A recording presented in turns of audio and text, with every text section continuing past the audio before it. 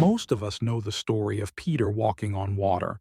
It's a moment we celebrate, but we often forget what caused him to sink, and even more important, how Jesus responded. This story isn't just about Peter, it's about you. It's about what happens when faith and fear collide, and who's still holding on when we fall. It happened right after Jesus fed the 5,000. He told the disciples to get in the boat and cross the lake. He sent them, and then he went up the mountain to pray.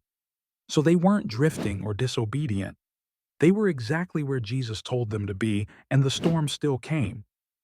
The wind picked up, waves beat against the boat, and they were alone, struggling to keep control. But then Jesus came toward them, walking on the water.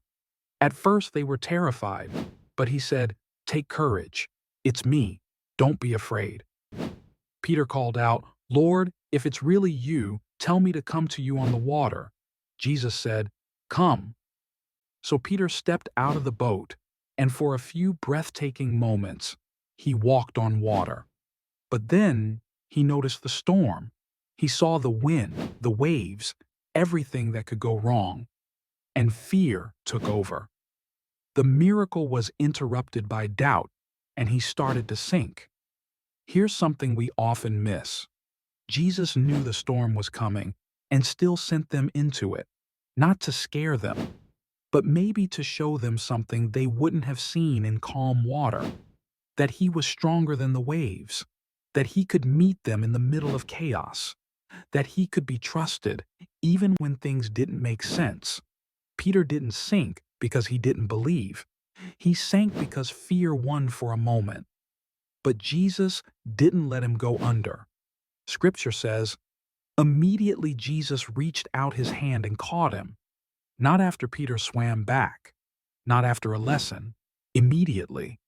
Even in Peter's fear, Jesus was right there, close enough to grab him.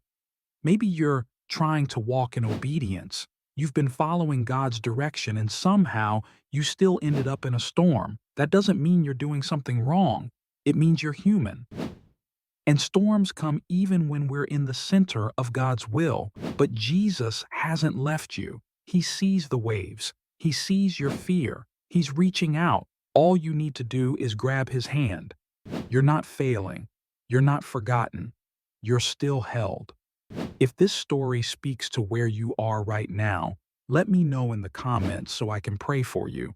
And if you want to read the full story, it's in Matthew 14:22-33. It's a reminder that even when the storm comes, and even when your faith slips, he never lets go. Subscribe for more reflections like this.